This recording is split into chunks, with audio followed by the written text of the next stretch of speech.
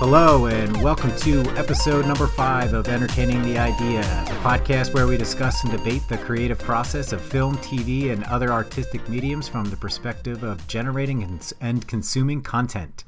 We are your host, John McStravick, and my partner. Hey, I'm Anthony Hudax.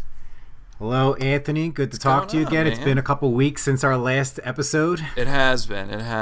We've both been a little busy. We have been, yeah. Doing all kinds of spring fun things. But it's good to get back at it. We'll keep this moving along. I'm sure we had a few followers, listeners fall off, but hopefully we'll gain them all back with some exciting and scintillating conversation today. Yeah. All right, so we're going to stick to our normal structure of the show, except we're going to add a little follow-up on the top of the show here.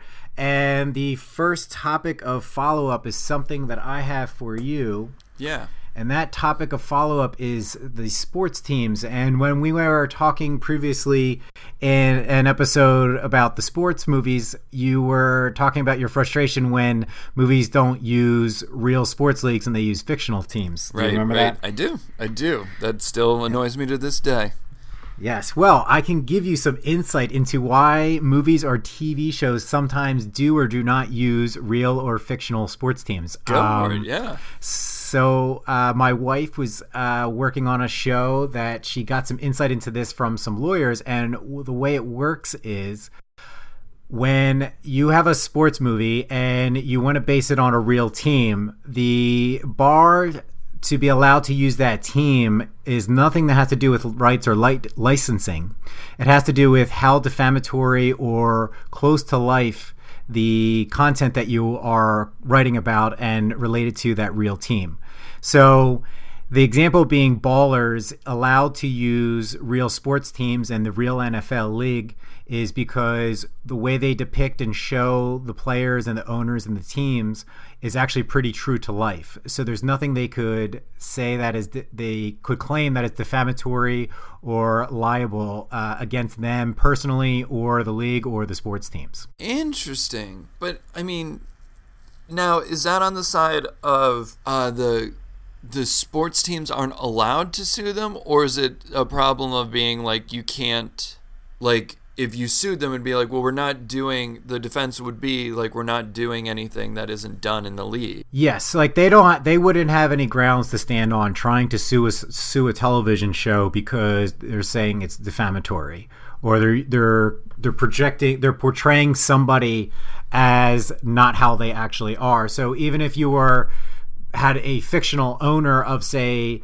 the Green Bay Packers who is a misogynist and a racist and a homophobe, and if you portrayed him as that way, even though it's not the actual owner of that team, that the NFL and the Green Bay Packers and that owner of that team could actually come out and sue them and say that's defamatory because you are portraying me, the owner of the Green Bay Packers, in your show as such, which is not true in real life. That's really interesting because it feels like it blurs the line between a public person.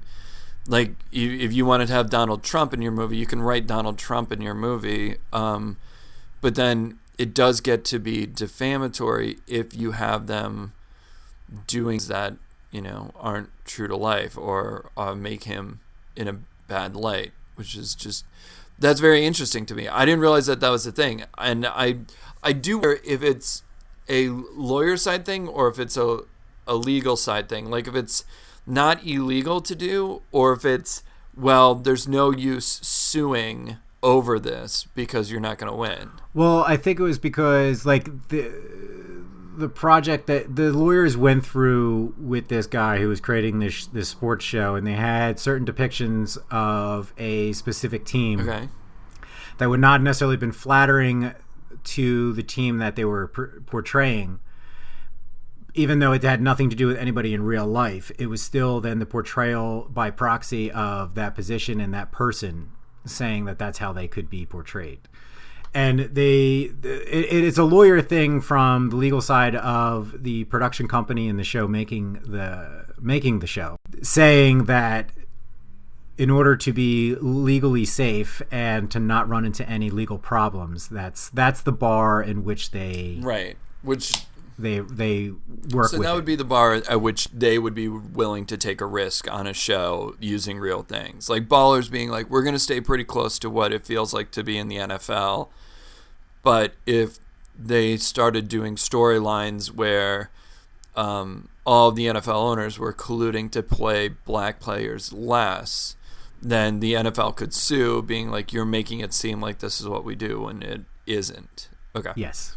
Yes, and I think because Ballers focuses more on the players themselves rather than the teams, they just use the facilities, like, and the teams as like part of the whole process of, I'm trading you here, I'm trying to get you a contract there. They use sometimes general manager characters, but that's about the extent of it. Where I think like back in the day, years ago, over 10 years ago, there was a show on ESPN called Playmakers, and they used the teams more involved with the storyline, and I think that's why they had to use an entirely fake league, because of the portrayal of how the players were, how the coaches and the teams use the players. Like, they would make them play through pain and give them shots and all those type of parts of the game, which might have been more realistic or depiction, but the way they portrayed it maybe still gave the league with no there's no actual proof or anything like that, maybe that they could say that's like that's why even that show ended up getting canceled, because the NFL put pressure on them to cancel that show, because they said this is not a proper depiction of our league, and we feel like we're getting defamed. Well, there you go.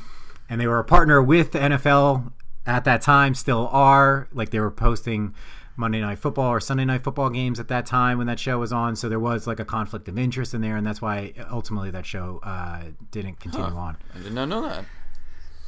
So anyway, so that's a little follow-up, just a little insight. I don't know if that'll satisfy you with the reasons why they do not use the teams. Yeah, I think that's actually going to open up more questions. I think that's something that I'm going to end up like doing. I love going down. I love going down click holes, so I'll probably go down a deep click hole of that. And that's what I was explaining, that like the creators of the show, they were doing these things and talking to the lawyers, and they were trying to give up every possible scenario.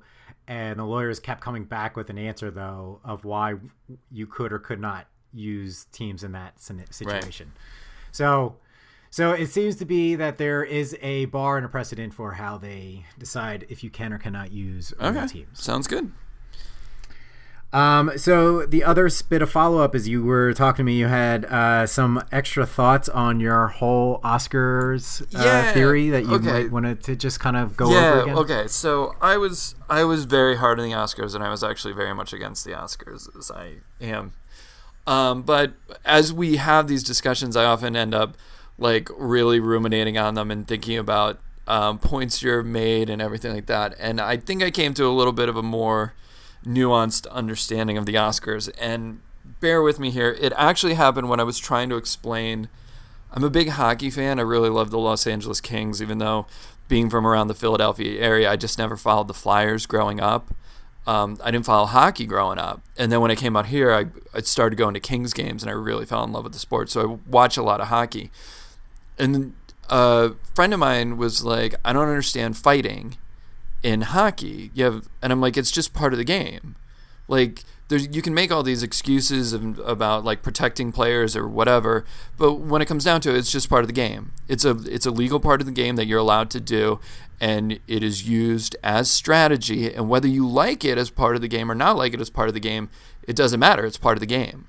And as I was telling him this and trying to explain to him that it's like whatever, I had this weird epiphany about the Academy Awards, and this is kind of my take on them now. I don't think what they're awarding necessarily is the best performance of the year, or the best picture of the year, or the best anything of the year. I think what they're actually awarding is the best in Hollywood. And I know this is going to sound very cynical, but I actually mean this in a very loving way. Hollywood in this whole industry out here is a business, and there are many skills you need to rise to the top of the business, and one of them is talent at your craft, but it's certainly not the only thing that puts you atop this business. And I think winning an Oscar or for whatever you're doing feels to me in a lot of ways the person in that genre who's able to do the best making it through Hollywood of the year. And I think there are several people who get denied Oscars not because they're not talented actors, but because their off-set or on-set persona is off-putting to people. I was recently working on a commercial, and the talent came in, they did their job, made it very easy for the rest of the crew, and we had a very early day. And they're like, that's a really great actor. That guy's really professional. I think part of that stuff that you don't see on screen but is part of the fabric of Hollywood actually factors into all of that. And I'm okay with that. I'm okay with that being part of the whole deciding process. And as long as I'm not thinking of best actor, say, as the person who did the best job acting, but as the person who did the actor who did their best at playing the Hollywood game for that year, I'm actually much more okay with the Oscars. So there it is. All right. A little bit of a little turn. I agree with you on all of that. I think that was part of where I was originally standing. I think it's a more a sum of the parts that come together, because I think you might be right with that too, where if somebody's a big asshole but they're good at their craft, they'll still be considered. But I think that just, personality, personal politics, personal feelings towards somebody, if you work with them and they're a complete asshole on set and have made things miserable, even if they get a great performance out of themselves, that doesn't necessarily mean you're endearing yourselves to the people who are your peers who are going to be voting on that award. So that would definitely play into it. So I see your point, though, is it's more than just necessarily the performance. It's also other things that a lot of the viewing audience might not know or see. But that's what we said. They go around, they have to politic a bit too to win these awards. That's why they go in big interview circuits around Oscars, just to try to wow people up and get people excited that have influence. It's just all part of the game. Yeah, and it is all part of the game. And I think acknowledging that it's part of the game is just it made me come a lot closer to your point of view of being like, that's kind of a thing. So there it is. All right, there you go. See, I knew I was always right. I knew you'd come around at some point. Yeah, exactly. If I can change, we can change, or whatever Rocky bellows at the end to the Russian crowd. That's all right. Anytime you do an impression, that I'm good with that. I enjoyed your friendly Gollum impression from the last episode. Yeah. All right, very good. All right, well, that was, I think, a great little follow-up for our first follow-up of these podcast. So let's move on then. So what are you watching this week? Or what have you been watching this week? Or even since we haven't talked in a little bit, anything else that's good that pops out? Yeah, I just finished watching The Patriot, which was came out a few years ago on on Amazon, and it was really good. I had missed it when it was originally dropped. Is this a series? Yeah, it's a series about an American CIA operative. The inciting incident is basically that he ends up getting some bad intelligence and kills the wrong guy, and then he's sent to Amsterdam to sort of decompress, and he starts playing folk music, and then it kind of goes from there. It very much has notes of Wes Anderson, very much notes of Coen Brothers. It's very well acted, very well done, and it had me from the first episode. But if you like any of that type of stuff, then it just flows right from there. So it's a little bit more of a quirky vibes. It's not the sleek, stylish Jason Bourne type. More of no. It's very quirky. It's a very damaged character. There's a lot of weirdness that goes around. It's it plays in the same sort of arena as, I don't know if you're watching Barry on HBO. I am, yeah. It's in that range. Like I said, I mean, it's very much got hints of like Wes Anderson, where you have very whimsical characters at certain points, and then the Coen Brothers with really interesting or affected characters that are very driven in certain ways. All right, cool. I might have to check that out, at least watch the first episode. It sounds familiar, but I can't picture any ad or trailer I've seen for it in my head, so I don't quite know. So I will at least take a look at it. Anything else? Yeah, that, and I was reminded as I was watching, as I got done with The Patriot, and it recommended to me a series that I had actually already watched, which is Comrade Detective, which is a series that is produced by Channing Tatum and John Ronson. John Ronson is one of my favorite authors who did Men Who Stare at Goats and everything like that. And what it is about, I don't know how to explain it other than they redubbed a classic Romanian detective show and updated it. So that's probably the best way to describe it. How do you redub something and then also update it at the same time? With what you're talking about, you know what I mean? Like you're doing dialogue that is a lot fresher than I think what they were doing. So it's not. Oh, so it's not a word for word translation redub. Like they actually modernized and made it more colloquial for. Exactly. Okay. All right. Yep. They updated it a little bit. Yeah. That's the whole conceit of it, and they did a really good job, and it's very entertaining. And so Channing Tatum does one of the voices, Joseph Gordon-Levitt does one of the voices, and so Comrade Detective and The Patriot. I might have mentioned Comrade Detective before because I really did like the series, and it felt like it got no airplay, it got no recognition about being anything. Where did you watch it at? It's again on Amazon Prime. You can check it out. Are you excited for that other show? I think that's by the same author, or at least the same guys who directed Men Who Stare at Goats, with Steve Buscemi, and it's about like the Russian dictator that dies and them trying to fight over who's going to take over for him. But it's like in that satirical comedic voice. I think it's one of the guys that did also does Veep. I think is made it. I think it's a movie, a feature. I have not seen that one. Do you know what it's called? No, off the top of my head, I cannot remember, but I know Steve Buscemi is in it, so we could, by deductive searching on the internets. Okay, so what's the name of the movie? The Death of Stalin. Oh, the name of the movie is The Death of Stalin, and I was right. It's about a Russian dictator who dies and the chaos that ensues after his death. But it's by the creator of Veep, Armando Iannucci, who also did In the Loop, is the other one I was thinking of. But it's in that very satirical, political type of movie with weird, quirky, comedic vibes, sort of a pseudo black comedy. Nice. Do you watch Veep? I do watch Veep. I have like that. I'm behind a few seasons on it, but yeah, I have watched it, and I'm looking forward to watching more. Yeah, I used to be a fan. The later seasons seem to me they've jumped the shark and have kind of sputtered out. But it was good at the beginning. But moving on, anything else then? No, that's basically what I've been watching. All right.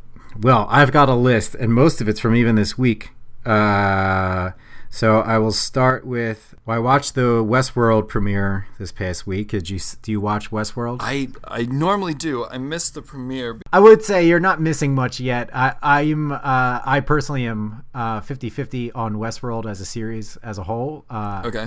I feel like the first season had some great moments and then other moments where it just drags out and is giving you a whole lot of filler and then all these, they kept just asking more and more questions, which I'm just like, I don't know where I'm at. I feel like I'm lost in a maze somewhere, and the times they give you some clues like where we're heading with this, and then all of a sudden they just stop and then then start off with like a whole new line of questions that they keep adding on more questions and don't really give you any answers to the original questions that they posed. And so I'm trying to wait and see if maybe there's more coming, but I'm afraid it's going to be something more akin to Boardwalk Empire, where there's some great moments and some good reveals and some good characters, but overall they just kind of keep stretching things out that doesn't have that many layers as they try to make it out to be. Yeah, it took me a little bit to get into it, and I'm actually not sad about missing the premiere. I think it's one of those shows that, you can take, and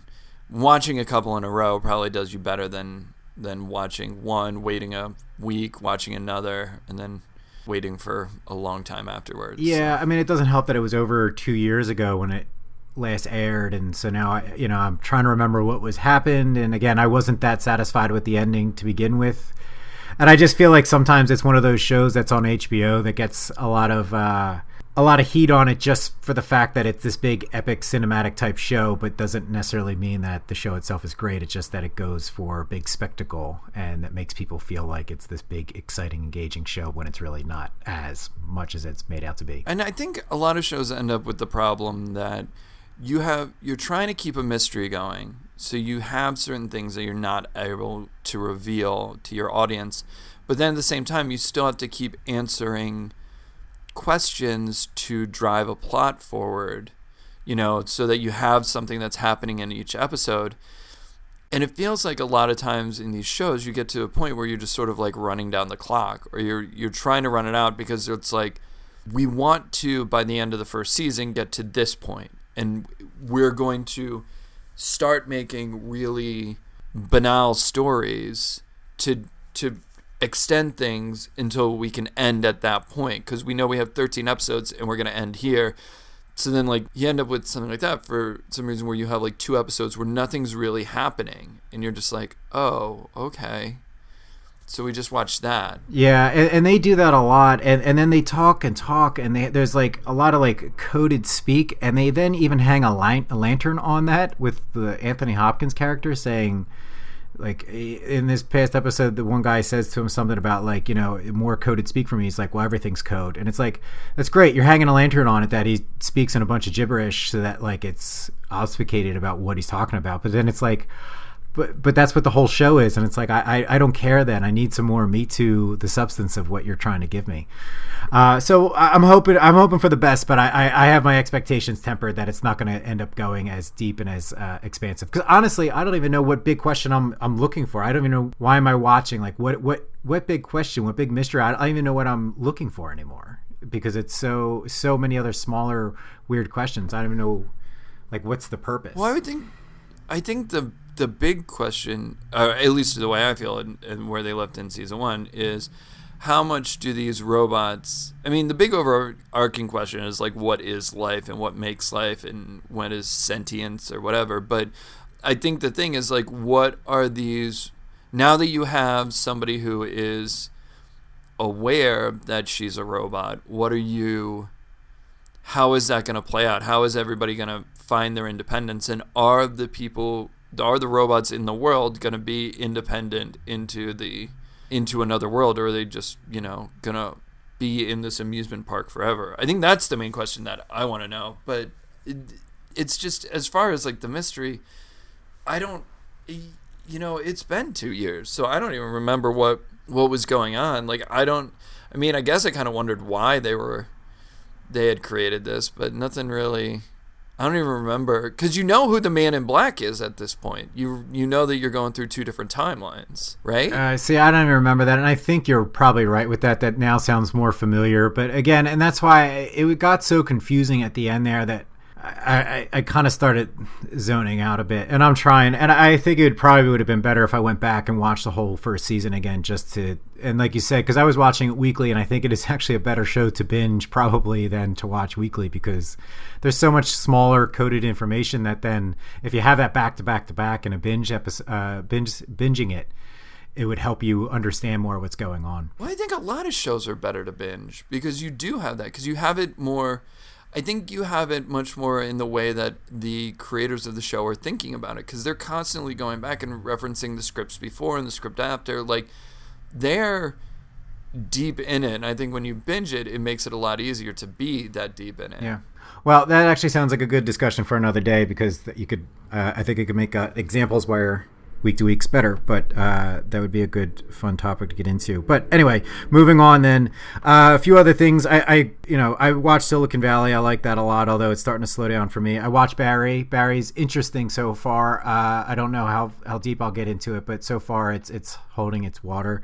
Yeah. Family Guy, and the 2 other big things I've been into. So my wife and I were watching Mad Men again.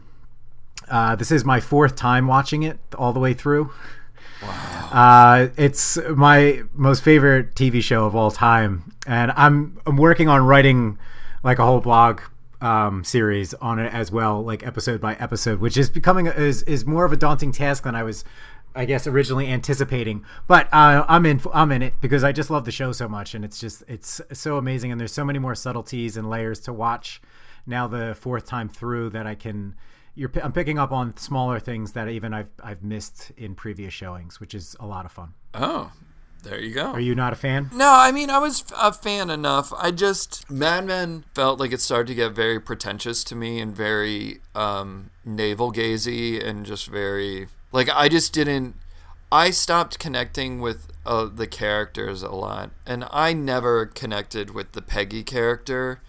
And that always, ended up being a problem because she is essentially your emotional center of it. Like...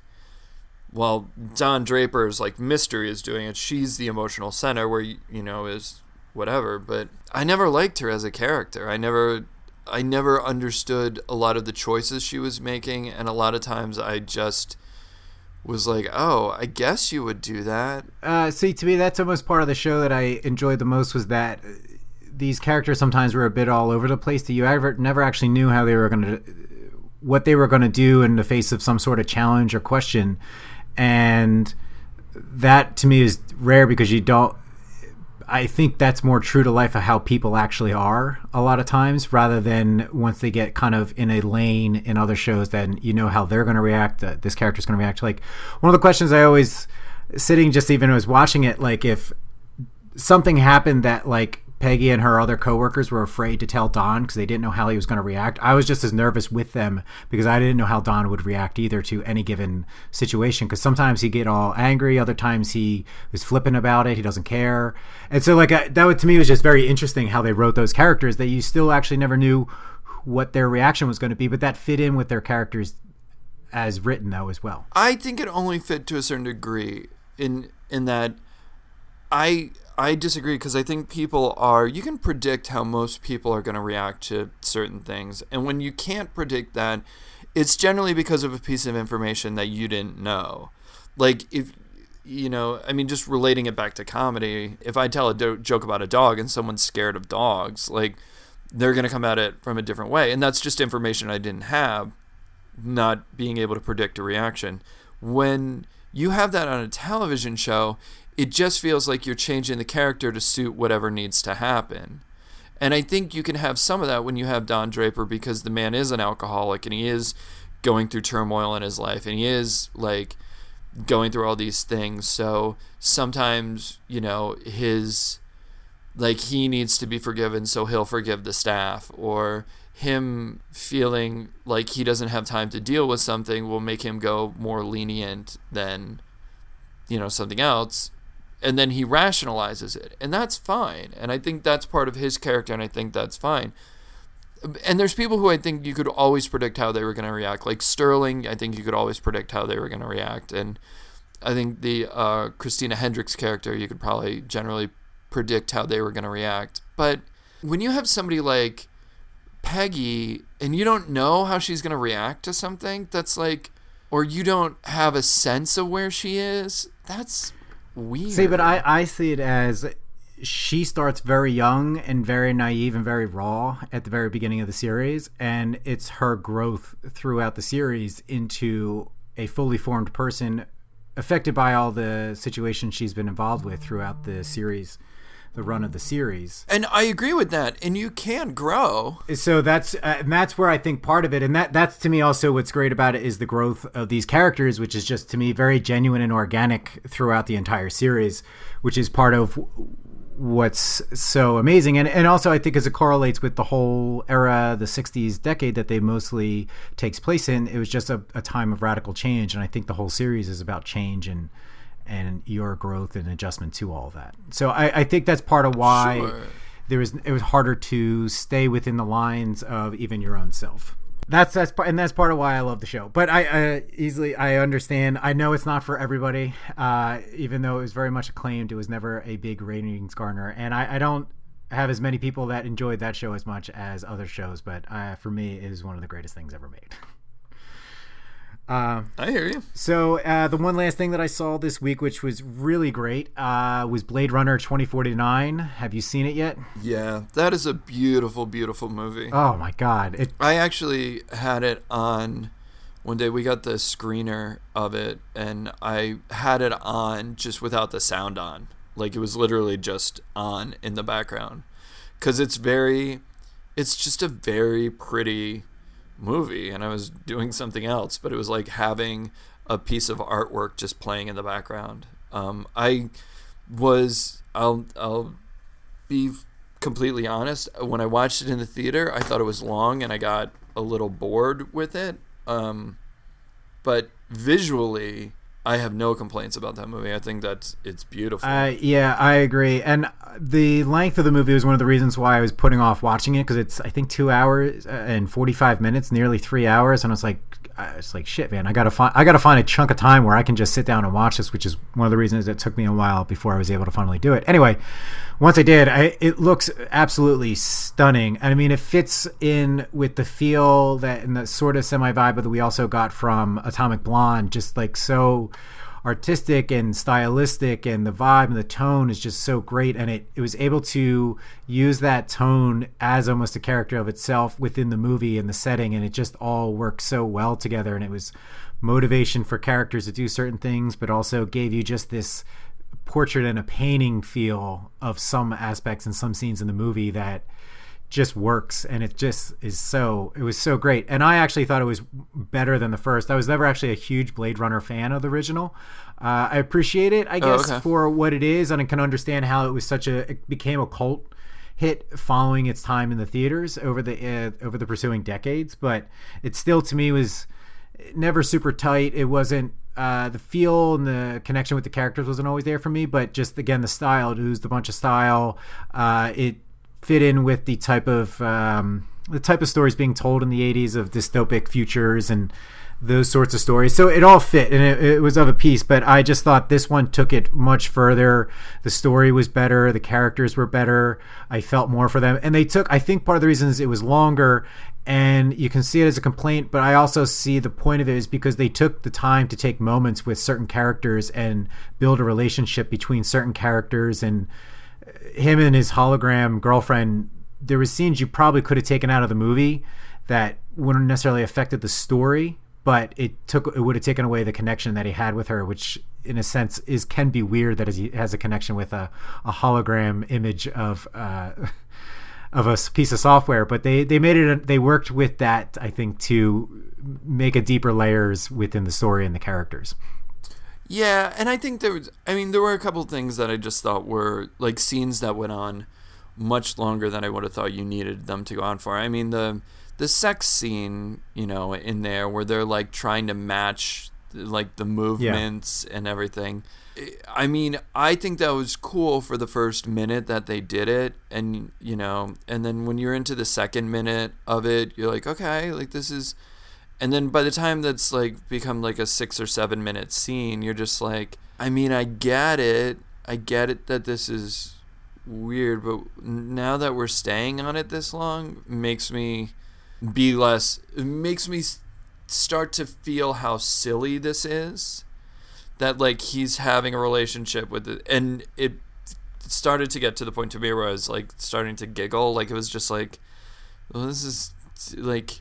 He's trying to have sex with his computer girlfriend. Yeah, I mean, I bought the relationship between those two, but I don't disagree that. Too, I'm sure there's moments you could have probably cut them down a little bit. I think it was just with the other scenes that they were also extending out to establish a relationship. I think that just fit in with the rest of it, and at that point, I don't think those 6 minutes would have, or whatever it was, would have made that much difference. But I know if you added them up, they could have. But I still think if you continued to chop down certain scenes, it would have taken away some of the depth of the characters and would have maybe made it more hollow feeling that I felt the first one sort of was. But I thought I was fine with it. And I just thought it looked amazing, and the twist of the twist later on I thought fit all in with the piece, and it made it stronger for it, because at first you think they're going down one path and then they bring it back around that it's like, no, this is the better way to go, but it all felt organic and it felt right, and I just thought they did a really smart job with it. I think Denis Villeneuve has a great style and a great eye and a great feel for his stories. Yes, he does. And other stories of his actually haven't connected as much with me, but this one did more than other ones. So I think he's growing as a director. So big fan of Blade Runner 2049. So yeah, that's what I've been watching. So let's move on then to our current event topic. Talk, I think, a little bit about some success of conservative programming, and you also brought up the article of conservative films, religious films having a solid success, and it's still a big question mark, though, within the regular circles of Hollywood. I had just found that article, and now I'm forgetting what the movie was that it was in relations to. Reading the article, I Can Only Imagine is the movie that they were talking about, which I think then talks about other ones that have done well, and yet they're still not a mainstream movie. Right, they're not done by like mainstream companies. And I think, I mean, to me, I just think, genre stuff is just interesting. I think the Christian movie genre is a very strange one because they are movies that do make money. Like even that Kirk Cameron movie, Fireproof, it makes a lot of money. I mean, even when you have Passion of the Christ, one of the biggest titles of all time. When I was looking through Iron Man, which I know we're going to talk about later, one of the big things was that it had beaten I Am Legend and Passion of the Christ for box office. And I think that's one of those things where when that happened, I remember there being this whole thing like there's going to be like a lot of faith-based movie. And I remember then Richard Gere did a version of David, but then there wasn't really that sort of thing. But these little Christian movies do make money, and it's interesting that Hollywood in general hasn't picked up on it. But then it made me wonder, well, nobody's going to leave money on the table. I know that many, many people think that Hollywood is ideologically against them, and I don't ever think that's really true. I think it's just what makes money. And I think that if a genre makes money, they'll do the genre. So it does also make me wonder if maybe major studios stay away from it so that they can keep playing the villain card. Because with Passion of the Christ, there was this whole thing about how, it was the movie Hollywood didn't want made, when I can very easily see an exec saying to Mel Gibson, listen, we don't have any problem with you making a movie about Jesus, but can we have it in English? And can we have like a bankable star playing Jesus? Like, why are you doing a bunch of unknowns and then doing it in a language that nobody speaks and then having a budget that's going to be over $100 million? Like, that seems like a really bad bet for any studio. Yeah. And then they just peddled it as, well, they don't want the story of Jesus out there, as if somehow not telling this version of the Jesus tale is going to make people forget about like one of the top 3 religions via populace.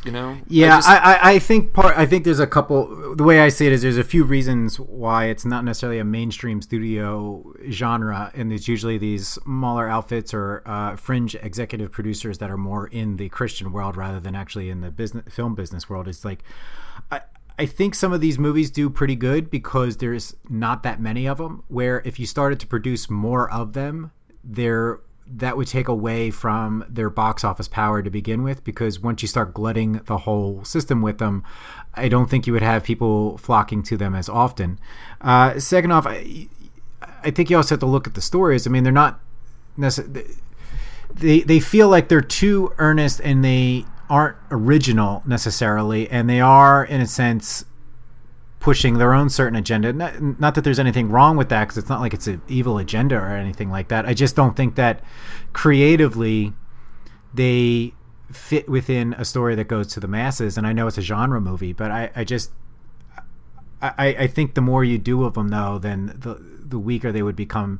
Also, I think part of your point is where you said like they don't have bankable stars. The budgets are smaller, so they don't look necessarily amazingly either. But if you're up the budget, then you're cutting into what these movies can actually make. While there's some that have gone out and made like 70 million plus, other ones only making like 20, 30 million off of like a $3 million budget, which is great. But if it's like a $20 or $30 million budget, then you're not really making that much more of a profit off of it. And you also got to consider how far of an international reach do these movies have as well. Well, I think when you deal anything that would be in the top like 3 religions, I think if you do anything about Judaism, or if you did anything about Islam, or if you did anything about Christianity, I mean, you do have a worldwide network of people, and I think you could make money doing that. I mean, it seems to me that if you had a horror movie that was doing those numbers, that would be fine, and that would be enough to keep getting sequels and keep getting like studio interest. I think there's probably a reticence to like jump in bed with some of these producers because it's very, like you're saying, a lot of these movies are very, very heavy-handed with their message, and you can't make a character like, there's always like the super nice guy who has to be like a little super nicer. You know, it's shades of like unwillingness to like really torture your character to what's going on, and then you always know that there's going to be essentially a deus ex machina at the end. You know, like the power of God is going to come down and save the person. But that's not to say that other genres aren't as predictable, like the rom-com genre, or, you know, or horror, or, you know, heist movies. I think what it all comes down to is that I think for all these movies, these genre movies, there's an audience for them, and it's just a matter if Hollywood has an appetite for certain genre movies. I mean, you could also talk about like African American movies are doing much better now, and there's more of them coming, and each time they come out, they do very, very well. And there has been studios reticent to go into that genre too full on as well, but you know, after a while, they continue to perform very well, and you have some surprise hits like Straight Outta Compton really just, you know, took down the gates, it seems, on that. Tyler Perry's movies always make a boatload of cash. And so I think the same thing, Tyler Perry is not necessarily distributed by major motion picture studios. Like he produces them and makes them himself, and then he finds a distributor, which is usually like Lionsgate or some of the smaller majors. So I just think that it's not just this one. I mean, there's other genres you can make the same point as well. And I just think there's other factors necessarily that aren't just like politics to it. I just don't see studios doing religious films in general. Like, you don't see that as much. And that's not even just saying Christian movies. Like, you don't see Muslim movies, and you don't see... Well, you're right. I was just going to bring up, they don't see Judaism movies, you don't see Muslim movies, you don't see Protestant movies. Like, based off of like those religions, the movies typically aren't a common movie. Right.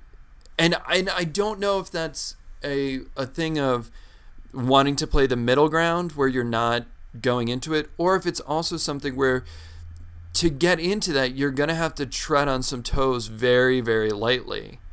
Because if you did have a major studio that was doing something about Judaism, and then they cast an actor that maybe in real life was having a scandal or something like that, is that then making a bigger point on a movie? Does that tarnish a movie? Do you have to is it too much of a headache to get into the religious movie genre nowadays? Because if you do have somebody in there, they really do have to be held up to a pretty high standard. Yeah, I agree with you. If you had Jesus busted for cocaine possession, that's going to be... Right, I agree with you. Their off-screen persona has to match almost the persona that they're portraying on-screen as well. And I just think that there's a lot of reasons why. I agree with you, though. I don't think it's just a blatant... we don't like your movies or don't like your kind of people. I just think that there's other considerations for it. And that's like a great point of one of the reasons why they probably don't do it.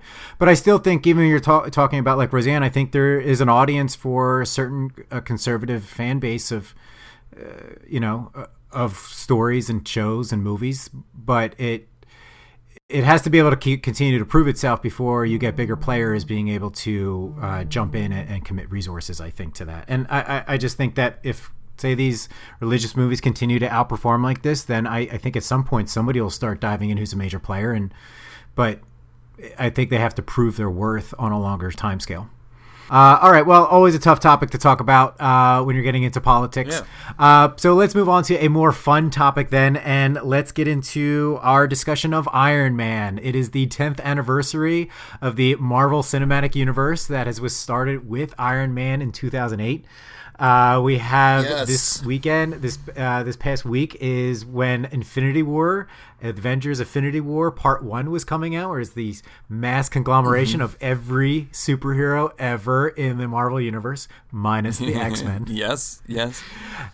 Minus the X-Men. And yeah, so we Patent just pending. thought we took a watch of it, and we'll just have a nice breakdown of it, what we thought about it, and what our favorite moments from it, and where we think this helped branch out and how it started the whole superhero genre as we know it now, 10 years later. Yeah. So let's first just jump in, and I guess for the top line, I just wanted to get your overall thoughts of the movie, then specifically, like, what'd you think about the writing and the casting and any sort of maybe directorial decisions that were made that then kind of helped set up the tone, visual language of the entire series from here on out. I remember seeing Iron Man in the theater, and I remember walking out and being like, yes, that's how you're supposed to make superhero movies. I don't know why other people have not been doing that. But the one thing that I did notice that kind of shocked me over and over again in the movie was, I know it's only 10 years old. I know this came out in 2008, but like, even my copy is a previously owned from Blockbuster Video. DVD. Yeah. So like, and then when they go back to the phones, and they're the flip phones, and that's the height of technology. When they try and take a selfie in the Humvee, they're taking it with a digital camera. It was all these little things. He says, "Oh, I don't want this to be on your MySpace page." I was just like, "Oh, this is just so weird how far we've come in 10 years when it didn't feel like 10 years was that long ago." Well, you bring that up, and I had that as one of my notes while I was watching, and I'm actually on the flip side of that, where I actually think it aged very well, both visually Sure. and the technology within the show, within the movie itself, as far as Tony Stark's toys and such. I saw the phone. The flip phone with, it was like a VTech something, and then there was the camera in the Humvee. Yeah, I saw that. That was funny, and the MySpace thing. But those small, quick quips aside, I thought visually it still looks modern. It does, and then it's not nearly as bad. Even though they didn't have an iPhone, I mean, they still had technology that they were video calling each other, and they had like it would still be a futuristic iPad where she was watching a television clip and then also got a phone call from Tony, and then also had like the internet window next to all that going on. So they still just made up their own toys that were like very futuristic. And I thought the set dressing and props all actually aged very well, minus a few small, quick references to actual consumer toys. Yeah, in that respect, yes, you're right. It did visually, it did age really well. Nobody's like talking about their Walkman and how there's no plot point where it's like, oh no, my Discman is skipping. So yeah, it does age really well. I think that helped by being very minimalist. There was a lot of, like, when you're around Tony Stark's house, everything is very austere, except for, you know, when you get down to his basement, then it's that crowded workshop. But even the workshop had a lot of just crazy tech that was just all made up for the movie, and they all made it as futuristic as possible. And I think it also just matches still the tech that he uses a lot now. I know it's a little bit more advanced and you can do other things with Jarvis or whatever the hell, but I think a lot of it still just looks of the future, and it matches, I think, still the aesthetic in a general sense of the current Iron Man and Avenger movies. No, it definitely did, and it definitely set up the tone. It definitely set up.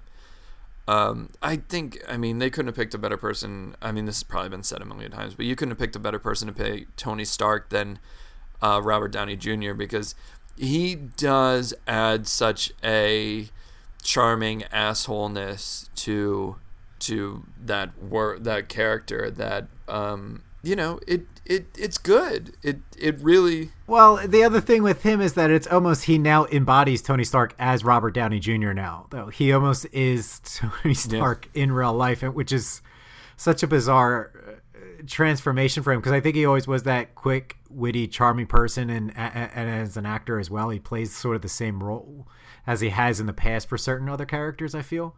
But yeah, he does do that charming asshole guy really well. Yeah, but then that fit with the character, and that became Tony Stark, and now he kind of, art imitating life, and now, or I'm sorry, life imitating art now with him being almost Tony Stark in real life. Because I mean, he's a millionaire multiple times over, flying all around the world, does what he wants. Yeah, far cry from him from his jail time. Not Yeah, that was one of the great comebacks after he did the big comeback with Kiss Kiss Bang Bang into Tony Stark, and now he is one of the top movie stars in the world. I also thought our Goop girl, Gwyneth Paltrow, actually was was actually good in this movie, and I thought they actually wrote the character really well, of kind of being this mothering type of person that then they end up falling in love with each other, which was fine. It's a comic book movie. But I thought she plays it fine. I thought it was great. I don't like her later movies of Iron Man. I am not as much of a fan, but I thought it all hit the right tone in this one. No, the weird thing is she's a fine actress. She does fine in the roles that she's. I've yet to be blown away by a Gwyneth Paltrow performance, but I've never she's terrible. I just think this fits the type of role that she should be playing. Sure. My only thing was, and this could be going to age, is with the whole Goop thing, with the knowing how weird she is. I know. Now, looking back on the movie, that really does taint the way that I looked at her, because I'm just what I had looked at before is indifference, in her, or trying to hold back some emotion from Tony or whatever. I think now I looked in a very sort of judgy way, that she was being much more judgy, and she was. And that's weird. It's weird how somebody's personal life off screen affects how you see them in the movie, because she does, somebody watching it from the outside isn't gonna. No.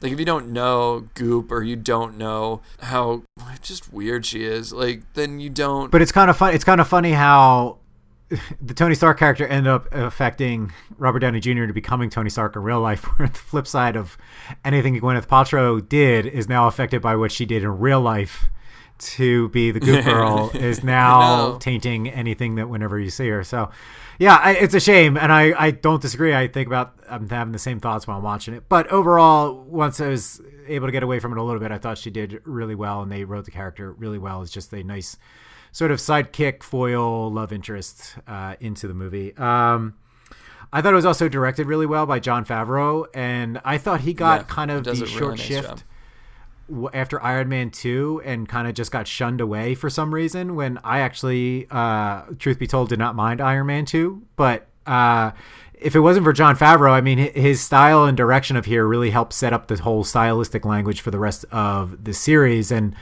I thought this is one of the better looking Marvel movies, even though I still think it looks pretty bland. But at least there was some more depth to it, I thought, and they went for this realism aspect, but I thought they hit the right tone of realism with mixing in with the gravitas of being just a comic book movie. I'd agree. I think Jon Favreau does do a really nice job. I think the other thing is that it is coming off of almost the affected by the Christopher Nolan Batman, but decidingly to be not like that. I agree. At all. There was a need for things to be gritty and real, but then Favreau brings such an amount of fun to the movie that just didn't feel that way in The Dark Knight, nor should it. That's two totally not different DC's takes. Bag. Right. Marvel's bag is to be a little more fun, where DC, it has to be that broody. And they were able to incorporate that, or Favreau was able to incorporate that DC grittiness while still keeping it light and Marvel-y. And I think just like directors for pilots of television shows get paid for all the subsequent ones because they set up the tone and the look, I feel like Favreau should get paid royalties for each of the Marvel movies based on that, because I think he really did set a good tone, and then for all the stuff that followed. Yeah, because there's a lot of comedic moments throughout, which was enjoyable, and especially when all the other type of Marvel movies, or I'm sorry, any superhero movies that came out before it, even the previous Spider-Man ones, which were again in that more comic booky, colorful, flavors, the original Spider-Mans. This one still had, like you said, I think had a great mix of realistic, real world grit, but then also that fun comic book sense and just the tone of with Tony Stark and being able to, the way they filmed any of the fun moments that he had, I thought were really good. One of my favorite scenes I thought was actually the testing of the suit for the first time when he went for the flight test. Just looked great, felt great, was fun, but had action in it. And I just thought they did it really well, where a lot of times, sometimes when you're doing a test run of like the new suit and origin story, it's kind of just like, and I guess it can be pedantic now just because we've seen it so often and it was a little bit newer at this point. I was excited watching it, and it was one of the more exciting moments of the movie for me. And it's actually one of those things that's interesting about this that I don't think is done as much anymore, is this one very much adheres to like the 90s and the early 2000s style of really explaining the origin of a character and then how they got to be where they are and everything like that, and that takes roughly almost the entire movie, and then you have the big fight at the end, and then it's on.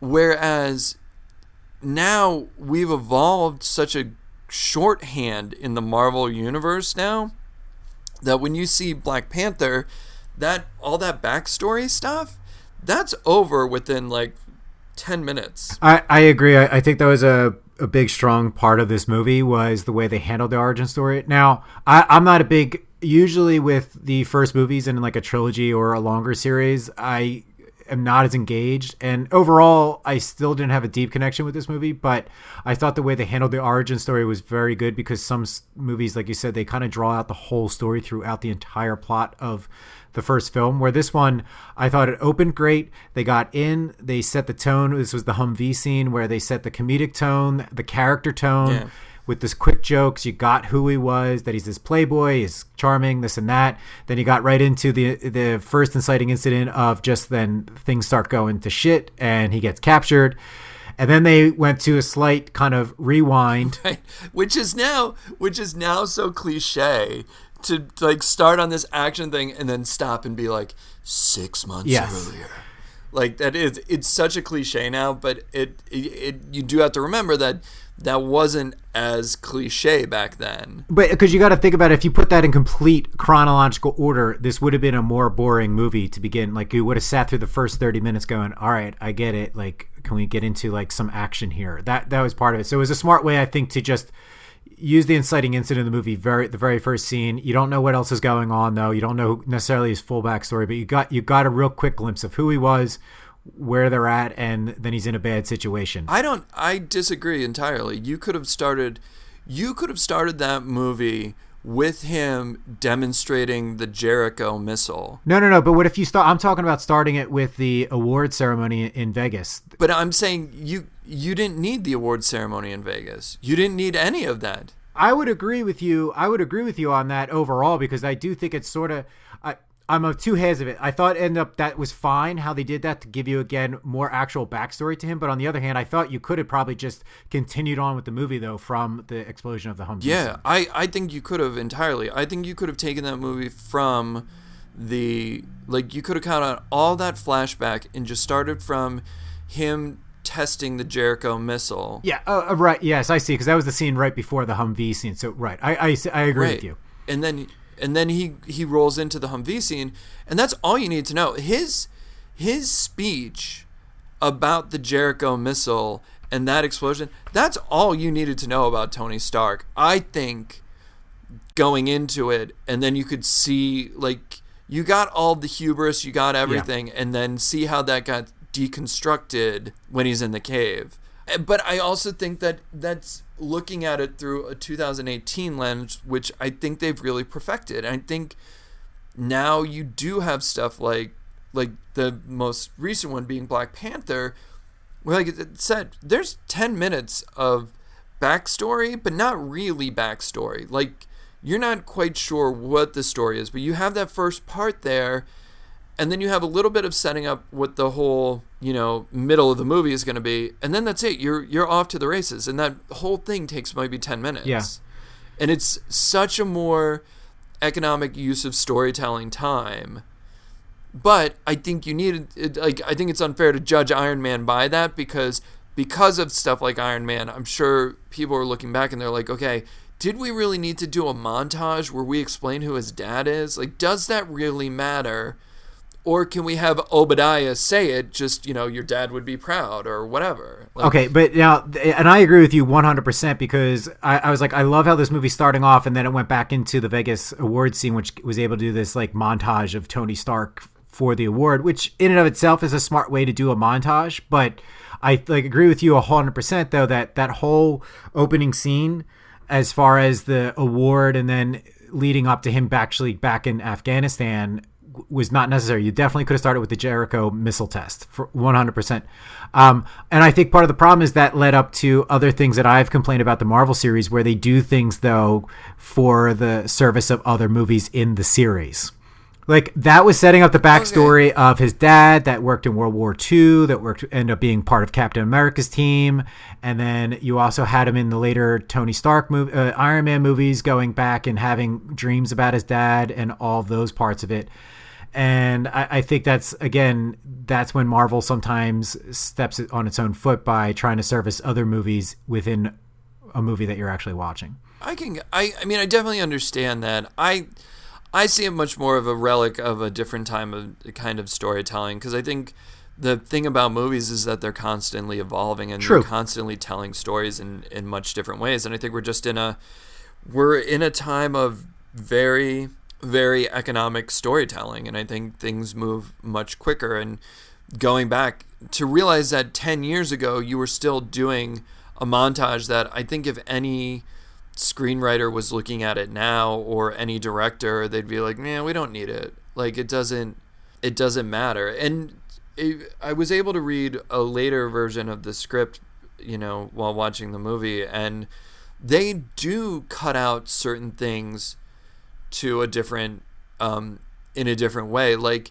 they introduced in the script version that I was reading, which is a later version but not the last version, before filming, they did have the first time you meet the bad guy in Afghanistan, him essentially giving this big monologue about who he is, and then the translator giving this monologue about who this guy is and what he's done and all this stuff. And like you didn't need it. Like you don't really learn a whole lot about that guy. Like you learn that he's a warlord and you know that he has seen a lot of death and he has his property, but you don't learn a whole lot, and it doesn't matter. Yeah, no, and I agree with you. And one of the things about this movie, which I thought was really good, is that some moments aside, I still thought it was a very tight movie and a very economical movie that they were able to continue to move along for the most part. Now, I think there was some parts in the middle that dragged a little bit, but I also don't know how much they could have changed in the sense of where they were getting to. They kind of needed some of these scenes that just so happen to kind of draw out a little bit more without any actual story advancement necessarily, but you're advancing the characters or what he was doing. Like the whole suit building scenes and those things, like they're a little fun, but they're not necessarily actively advancing the story. It's just that you need to see those parts to like the backstory fill of how he made the machine, how he got into being an Iron Man suit. You kind of needed that. Like there's no real way around that without going through the pieces and the scenes that they had to do with that. Yeah, I'd agree with that. And you definitely could cut a lot of it down, I think, but you're right. It's not like any of the scenes are pointless and don't service the story, because they do. Again, I think it's really just looking back at it from this, like, something 10 years on. I don't necessarily think that those parts are, though. I think that's just the nature of an origin story, though, for a lot of it. Unless you went a completely different direction, which is a completely choice you could have done, where you don't even really talk about the backstory. It's just that this guy's established and then that he does this thing and you don't have to worry about the backstory, which is what I heard the new Spider-Man movie did. Again, I haven't seen that one yet. Yeah, but that's the thing. I think that's just a later incarnation of the way to tell this story, is to just be like, yeah, we get it. We get who the guy is. Like, in Spider-Man, they don't really have that much of a backstory. It's just, and here we go. And you're into it. Whereas I think that is an older function of movies, of being the first movie of a trilogy or the first movie of a series. You have to spend all this time setting up the backstory, and the climax being the first time they're battling with the suit, really. You know, the first time it's pushed to the limits. You might have a little skirmishes before that, but the first time they're really using their superpower and what's really tested is the climax, and then you're done. And then the next one is you assume that they've progressed much further. Yeah, well, I think that's why a lot of times the second movie, the sequels and there on out, can be a little bit more fun and active, is because you're past all of this setting up pieces and you can just get into them established of who they are and what they do. But with that said, I still think it was a very tightly done as best you can, going with these decisions of actually walking through step by step to a degree of the making of Iron Man, but without too much exposition either. Like, they didn't explain a whole lot of stuff. They were able to just show you and make any movements and choices that they did part of the story and organically. So I appreciated that.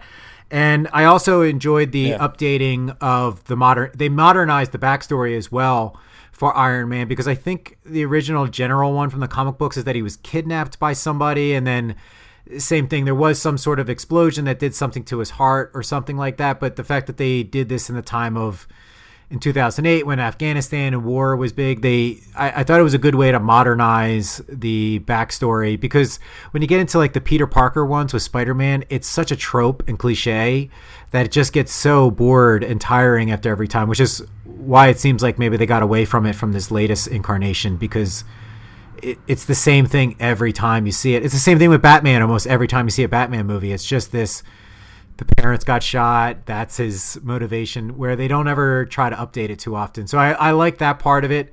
And, you know, it's like now he has this little nuclear engine in there holding the shrapnel away, all that. I just thought it was engaging enough and modern enough, and without getting too crazy. So I thought all of that worked really well. Yeah, I agree with you. And it is weird, because you have to, I understand that you have to make a movie a standalone movie, and that you shouldn't need, like, one thing I hate is when people are like, oh, if you read the book, or if you read the comic, or you did whatever, then you understand what they're doing. It's like, no, there shouldn't be supplemental materials to your piece of, you know, whatever you're doing. Either it matters to the story or it doesn't. And it's very interesting that, like, you talk about the opening of Batman, and I'm always like, oh god, how are they going to show his parents getting shot outside the theater? Because it's such an, like, iconic thing. And every time they've done it, I'm always like, meh. The only one that I really liked was when the Tim Burton one did it, where they have the silly line that Jack Nicholson says of, you have a dance with the devil in the pale moonlight, like, which is such a crazy line. But it's more interesting than the most recent one. But again, it's still just a tried trope all the time now. If they haven't really worked on any new movie incarnations to try to update that story a bit and give it a different angle. So, but again, I thought it was fun and engaging this way. And I thought the whole overall story and the arc of Tony Stark in this movie, though, with being a war profiteer, realizing the folly in that, and then trying to change, was great for him. And I enjoyed that because it was very modern. And so what did you think about, at the time this movie is out now, and now looking back, all the little strings that they kind of set up for the bigger, wider universe of the Avengers and S.H.I.E.L.D.?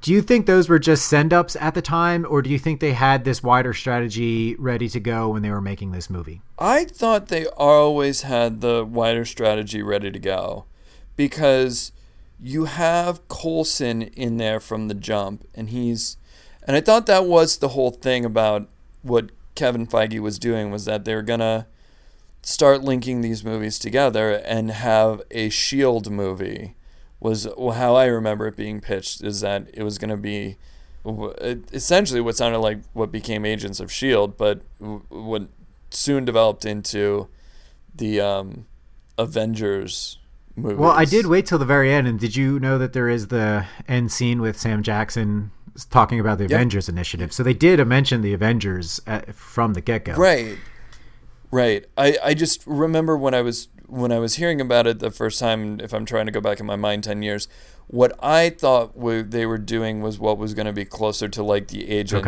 of S.H.I.E.L.D.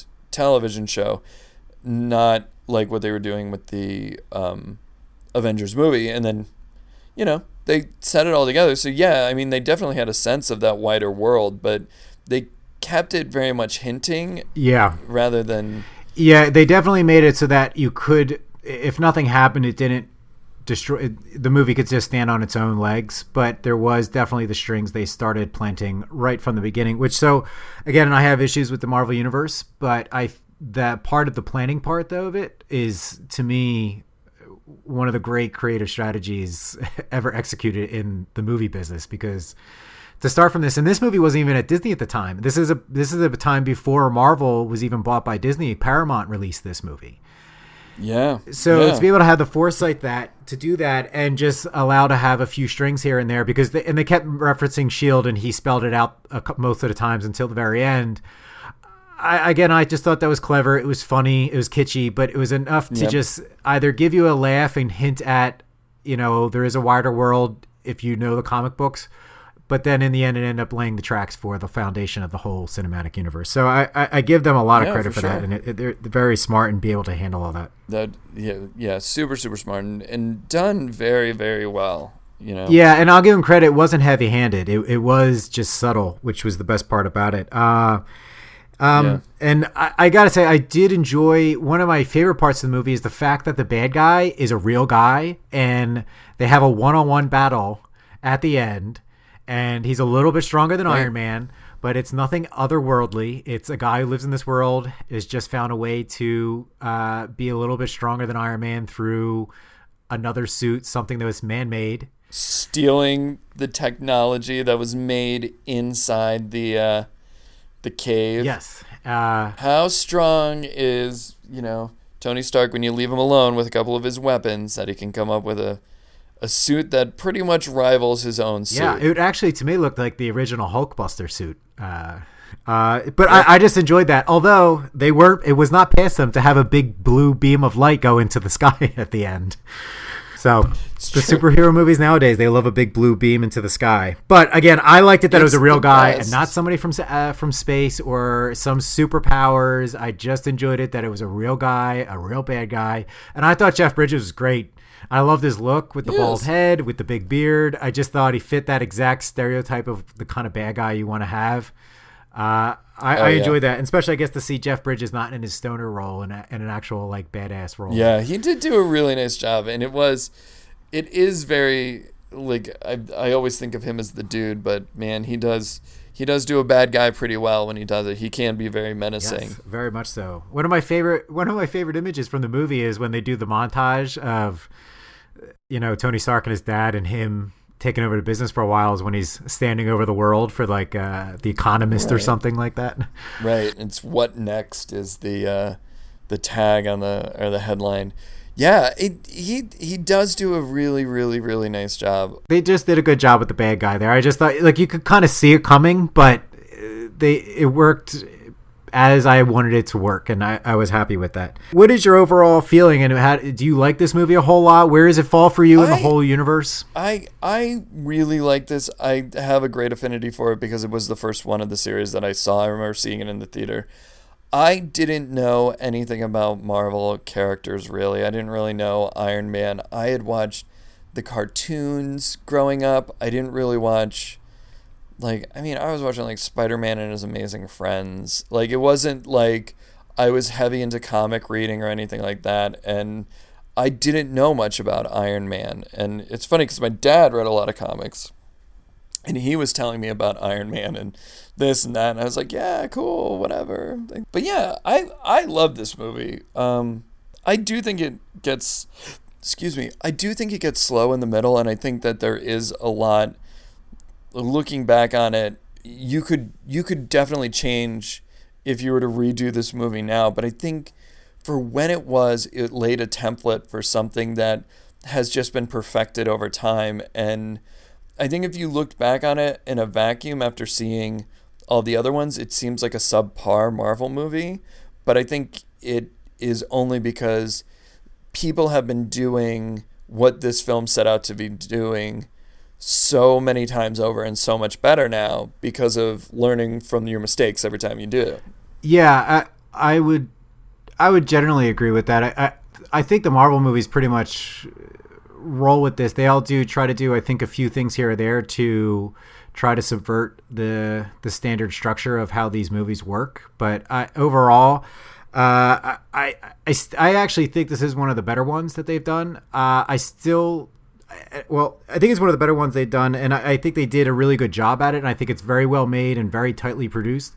But I still don't have a deeper connection or feeling towards it. Like I'm watching it, I'm like, this is fine, this is all whatever, and the middle's a little slow. But again, it wasn't like, why are they doing this? It was just, I think, the nature of the choices they made of an origin story. But again, I know why they did everything. I don't connect with Tony Stark. I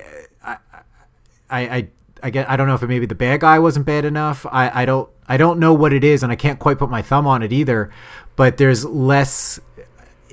I just not as engaged overall with it, and I have that problem with a lot of the Marvel movies. But like Captain America, I enjoy more. Like I am engaged more with Captain America, and so it's not that it's just necessarily all the Marvel movies. I love Guardians of the Galaxy. I'm more engaged in that. I felt like there was more at stake. Maybe I don't know what exactly it was. Maybe it was stakes. I don't know if the character itself, just Tony Stark's not an easily relatable person for me, or I don't know exactly what it is, but I just don't have that deeper connection that, like, when I walked out of Guardians of the Galaxy, I had a huge smile on my face and thought that was one of the best comic book movies I've ever seen. And same thing with like Wonder Woman. I had a deep connection to that movie. And I was still more engaged even in the not so great movies of like Batman vs Superman. I was more engaged than I was in this movie, even though this is a better made and tightly produced movie. I was still more engaged in Batman vs Superman. Wow. You're honestly the first person I've ever heard that did not find Tony Stark engaging as a character. Well, but I can't believe that you said that Batman vs Superman was more engaging than Iron Man. As a story, and I think as a story. I think you're just wrong. I don't know how else to put that. I don't know. Maybe I've been doing drugs that I forget about or something. I don't know. But I think you have been. But I walked away from this odd. movie because I haven't seen it in a while, and I finished watching it for our discussion. I just thought, yeah, that's great, and they have some good parts, and it's like they know how to make a movie. But there was just like no deeper levels to it that some other movies have, even other comic book movies, and I think, and for me, that's what a lot of the Marvel universe suffers from, is just more of this glossy part. And it's a comic book movie, and I have fun with that. I get that. But even that, I wasn't engaged even necessarily on a completely fun level. Like, there's been other movies that are just ridiculous, but I have fun with them. I didn't have as much fun with this in just the enjoyable, turn off my mind kind of sense. And got it. So it's hard. It's hard for me even to pinpoint. I was trying to think about it, but I couldn't quite find what they were necessarily doing wrong. So it's just probably a lot of small things that just add up to me not feeling it. Got it. So that is my take. But overall, I still am impressed with how they set this up, and I can't believe it's been 10 years since the first Marvel movie, and now we have Infinity War, the biggest mashup of all time. I know. Gonna go see it this weekend. Can't wait. Yeah, I thought it was a big deal when they brought just the Avengers together. Now they're bringing all these other, all the properties together, so that should be interesting. Yeah. All right, well, that'll do it for us this week. It was good to be back, have another talk. Yeah. It's good seeing you. Good doing all this stuff, and it was a really good excuse to watch Iron Man again, which I haven't watched in probably like 5 years, and it's so good. I agree. So, all right, that's great. Unfortunately, I don't have any spotlight items this week. Do you have anything you wanted to just call attention to? This week, no. Well, let's just spotlight procrastination, because I think we both haven't been on top of our game. So. Oh yeah, I did. I know. Like full disclosure, I went surfing this morning instead of preparing. Well, you could put your spotlight on surfing, and you guys all should get he's got a foam starter board to working his way out on. Yeah. Oh my gosh. Yeah. I got my ass kicked today by so many waves, and I went up there, and I'm very new at surfing, and I was like, I'm gonna get up on a board. I'm gonna get up on it, and once I saw the waves were somewhere between like 3 and 6 feet, and I was just like, I'm going to be. Like, my goal is I'm going to be comfortable on this board and try and be able to be out here, because I got out there, man. My arms are killing me. It is a killer workout to even get out and surf. That's rough. How long have you had the board? My wife got it for me for Christmas, but this is the first time that it's actually been warm enough to go down and really surf if you're not hardcore. And even not being hardcore, it was still pretty freezing today. So Yep. Yeah. Well, that's the Pacific Ocean for you. So. Yeah, hang loose, brah. Hang loose. Word up, y'all. Shaka. All right, well, Cowabunga, and where can everybody reach you at? You can follow me on social media at Anthony Hudex on Instagram, at Anthony Hudex on Twitter, at Anthony Hudex on Facebook, at Anthony Hudex on me. Just me. Wonderful. Yes, and make sure you check out the Manila fishing episode. Yeah, the Manila fishing story. I can be reached at JStravs on Twitter, at JStravs12 on Instagram, because somebody stole at JStravs for Instagram, which makes me mad. But anyway, I'm also at Tumblr, maybe at the same one. My blog is medium.com/creative-differences. So yeah, you can catch us all at those spots. All right, man. Well, then hopefully we'll talk next week, and have a good one, man. Yeah, you too. All right, bye.